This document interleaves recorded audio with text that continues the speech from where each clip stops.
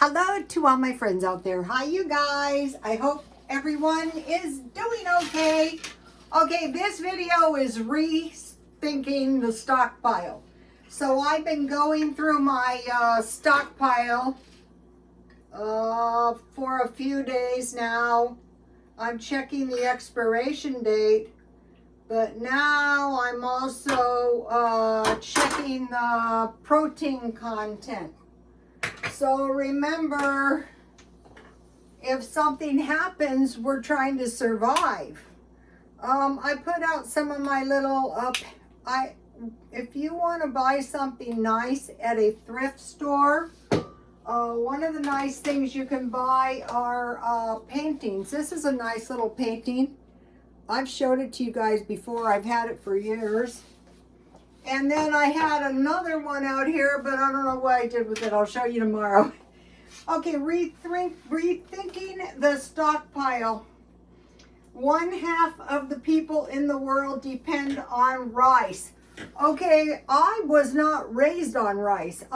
We never ate rice. My ex-husband was the first one I ever knew who ate rice, and he ate rice-a-roni. I would make that once in a while. With us, it was meat and potatoes. Okay, so 1/2 of the population would be there's 8 million people total. 8 billion people total. 4 billion people eat rice, and they're saying watch out because we might have a rice shortage. So since these people are eating rice, it seems to indicate that rice is a good thing to stockpile. So I have some in there, but I'm going to make sure I have at least 20 pounds. At the gym, I met this lady, and she told me that during the war, they were able to survive on sticky rice and 3 eggs. So I found out on the bodybuilding channel, 3 tablespoons rice, but a 1/4 pound rice is 4 tablespoons, but you boil you put the rice in boiling water, and then you boil it down until the water is boiled out, and then cover it for 10 minutes, and that will give you sticky rice. So one of the things that I like is hot dogs, and I used to eat rice with milk and sugar. But if you make sticky rice with coconut milk and sugar, that is very good. And if you have mangoes, that is very good. Oh, that's too hot. Okay, so 1/2 people in the world depend on rice. 1 billion people eat potatoes. So 1 out of 8 people eat potatoes. Okay, potatoes are pretty cheap here. You can buy like 10 pounds for $4. So I would stay with potatoes. So we have rice, we have potatoes. So what I bought was a big bag of instant potatoes. Okay, now think about sweet potatoes. Okay, sweet potatoes are eaten by African, Asians, and Europeans. And Europeans started eating it from these African and Asian people. What Asian people? China. China eats a lot of potatoes. Okay, in the U.S., we have people in the southern regions eating sweet potatoes, but also we have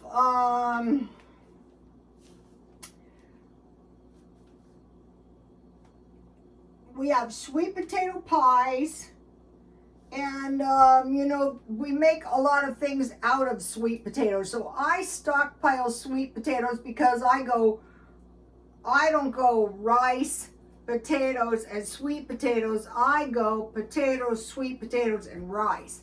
But for survival, you would want to, and you usually have to buy sweet potatoes in a can, so that makes them a lot more expensive. All right, so then you need beans with your rice. Okay, beans are higher protein and far healthier than rice. But in my mind, if you're going to eat rice and beans, it's going to be so much better if you have beans, cornmeal, and vegetables to go with your rice and beans. But still, rice and beans is better than just rice. There was a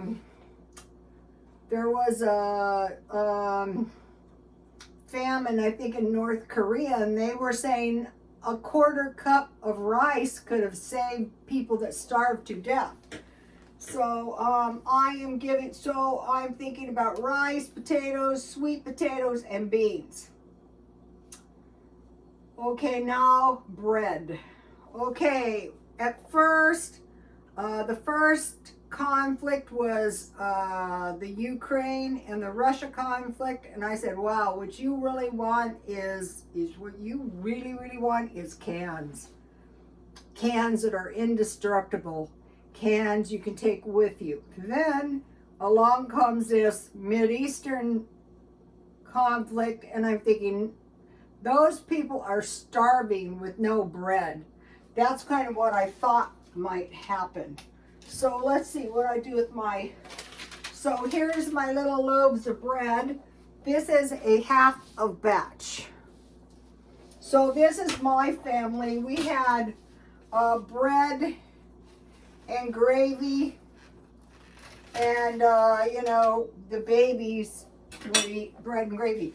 But if you have butter and you have bread and butter,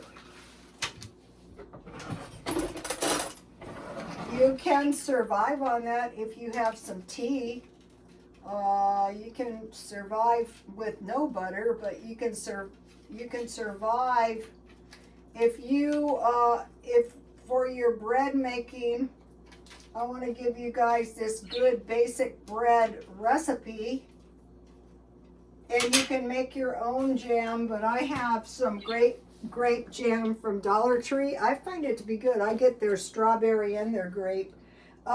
Most of the time I just eat jam on pancakes too, but I do have.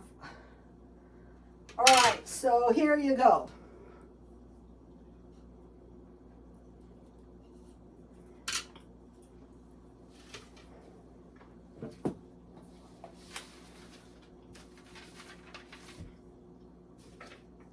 And then drink some tea. Okay, they're saying there's a higher consumption of bread because people started baking during the pandemic. I watch those people with no bread. They bomb the bakery. No water. And I'm going, that is nothing but bad. Let me give you the recipe. Now this is half a loaf or half a batch. Here it is. 1 1/4 cup water. So I use the 1/4 cup for the activating the yeast. 2 tablespoons butter, 1 tablespoon sugar. So I heat the water and I add 1 tablespoon of sugar, 3/4 teaspoon salt, 1/4 ounce yeast, 1 1/2 teaspoons, 1 tablespoon flour. I assume that's for rolling it out, and 3 1/4 cup flour. So what I did is I bought yeast just to make sure in these, and then I will save these containers. I bought these at Smart and Final. I would stock up on a few of these. All right. So I made half a batch. So say this isn't half, but I'm going to tell you the whole thing. 1/4 cup water and 1 tablespoon sugar. While the water is hot, I cooled it down to like a warm bath, and then it was 1 1/2 teaspoon, but I put 1 teaspoon of 1 1/2 teaspoons in the water and 1 tablespoon sugar. So then I covered and let that raise. Then I mixed all the dry ingredients. I mixed the other tablespoon of sugar, the salt, and the flour, and I mixed that up good. Then I heated the water and enough to melt the butter, and then I let that stay warm, and then I mixed all the dry ingredients, the water, the sugar, and the flour, and I poured the butter, 2 tablespoons butter, and 1 cup water, and the yeast mixture, and I stirred that all together to create a soft dough, and then I sprinkled some flour. I kneaded it, and I only raised it 1 time. What's good about this recipe is if you don't have any butter, just use oil or shortening, flour, sugar. You don't have sugar, use honey, even molasses, anything like that, even whatever you have. Okay, so now we have in our stockpile rice, potatoes, sweet potatoes, and bread. Now think about bread. China is the world's largest consumer of wheat and the largest purchaser. Okay, China has a population of 1.43 billion, and India took them over 1.4 billion. So those are rice eaters, and also bread eaters. I don't think there's any country that doesn't eat bread. Wheat is key. Now think about cornmeal. Cornmeal originated in Mexico 9,000 years ago.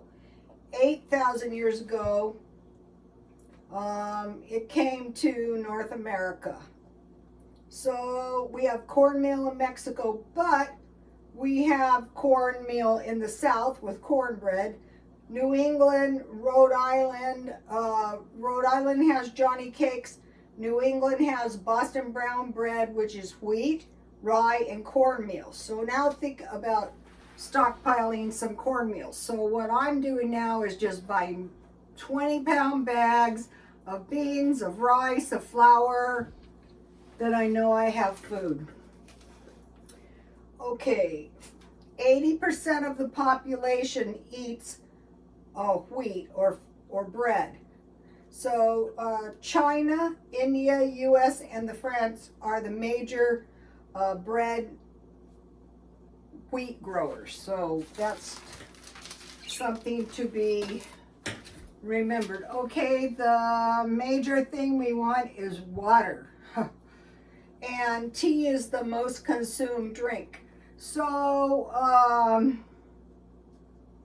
for every 3 cups of tea, 1 cup of coffee. But so for every 3 people drinking 3 servings of tea, there's 1 person drinking coffee. So the major beverages are water, tea, and coffee. And there has been tea shortages. So a good thing to do is run over to Dollar Tree and buy 3 of the 100 tea bags boxes. So you always have a year. Okay, I did do a little stockpiling. I was going to tell you guys a whole bunch of stuff, but I don't want to take too much time. Okay, I mentioned to you guys that I was looking for the good, you have to get this in the Mexican section. This is the good tomato sauce, so I got 4. And then 1 can of chili ready tomatoes. I just use them like regular tomatoes. And then I found the pickling spice so I can pickle vegetables. And I found the pumpkin pie spice, Walmart, so I can make the no-bake pumpkin cheesecake, in case you guys want to make this for the holidays. just make the cheesecake, the one that just add milk, no bake. Add a 1/2 cup pumpkin and some pumpkin pie spice. And that's going to give you a festive pie. Okay.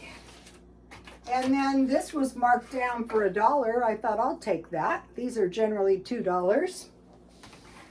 And then I mentioned to you guys that I wanted, this is kind of like a form of stockpiling water. I drank 2 of these. I found these to be pretty good. This is strawberry lemonade. You get 6. Cherry. They had individual drinks of orange, but they were expensive. These were only $1.30. And then the grape. In case, you know, I just drink them once in a while, but I would have them if need be. Okay, so now. All right. Okay, they're saying expect layoffs. Why? Because companies are drastically cutting costs. So what is the solution to us as an emergency fund? So what do we need to do? Drastically cut costs. Car repos. What's happening is people are rethinking these expensive cars they bought, and they're just letting them go. If you wreck your credit now, that is a real bad thing to do. Think of things as defending your money. Okay, home sales are waning, but also they're saying some of them are being foreclosed, and possible causes job loss, and also repos of cars. Also think about riots as super spreaders. So if we get another bout of the COVID, then you may expose yourself. Okay, now I want to talk to you about protein. It was one of those things where I thought, how did you even figure this out? Well, I was going to the gym, and I said to the girl there, could you take a look at my food? You know, I had done some meals there on they're on Instagram. So what I had today is I made 2 meals at once. I made 2 of these cube steaks. So these are about 40 grams of protein right here. So an older adult woman, a 70-year-old woman at a body of 130 pounds needs about 46 grams of protein. So I'm going through my diet. Those ended up to be about how much? $1, a little less than $2 each, and that's enough protein for a day. And then I made 2 eggs. So one of those steaks and 1 egg will give me my 46 grams of protein. Okay, there is a protein drink. I got it at the gym. It's called Lean Body. If you want to see it, it's on my Instagram, and that's 40 grams of protein. But they're very expensive. They're over $5. But I discovered these 26 grams for $2.50 at 7-Eleven. And so my idea was to drink half, which I think was a flawed plan. I think I should drink the whole thing. Okay, so I wanted to mention 1 gram of protein. Might as well drink water, you guys. Now, at least this stuff is 8 grams, because I check. So now I'm starting to check my stuff. These are 8 grams. So you want to check your yogurts and get the ones with the highest grams of protein. I think this is why some of the older women are unhealthy. This is 8 grams for 1 cup. No, 9 grams. So that is, you'd have to drink 9 cups of this stuff. So that's to be thought of. Then I checked out these, going back to the cans. These are about 15 or 16 grams of protein. And I was thinking these meals were sufficient for a day. No, not really. I mean, better than nothing if something happens. But that needs to be checked. That goes for frozen food as well. So, okay. One of the followers said, eat really cheap during the week, Monday through Friday, and eat a little better on the weekends. So, I discovered I could buy nice pizzas and ask them to sell it to me raw and then freeze it and bake it. So on the weekends I could have pizza and then the steaks. Then I discovered, so when I was trying to figure out what is the most cost-effective way to eat steaks, I was satisfied with cube steaks. Turns out that the whole legs deliver the best value for the money on chicken. So you get the thigh and the leg. Okay, pork tenderloins, the best quality for the price.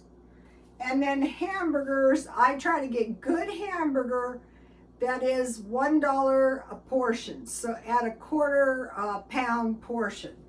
And then hot dogs, 8 for $1.99. I think they were chicken. They have to taste good or I'm not eating them. Here they are. How many grams of protein? 7 grams of protein. So I usually eat 2. That's decent, especially if you make some macaroni and cheese. And then fish. Usually I go for tuna. So these are decent meals for the week.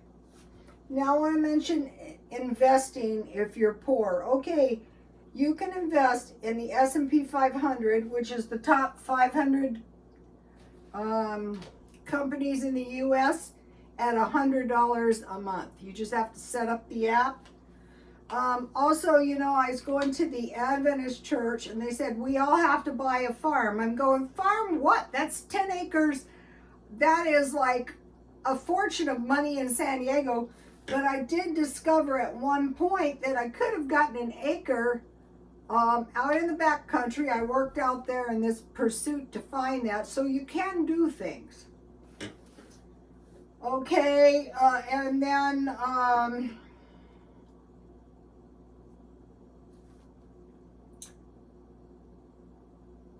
now think about this and think about what we're seeing. Okay, you have all things being equal, you have a big person and you have a little person, and these two get into a fight. Can the little person ever win? Never. But there is a possibility. But the odds are never. But every now and then, you know, it might happen. So what we're seeing is situations of never. So we want to look at the probability of things. We want to say, does this really make any sense? So I'm not trying to argue, but the probabilities are never. So both of the Mideastern sides is never, for one reason or another. Ukraine. So make sure you get enough protein and make sure you stockpile food so you can survive, especially water. God bless you all.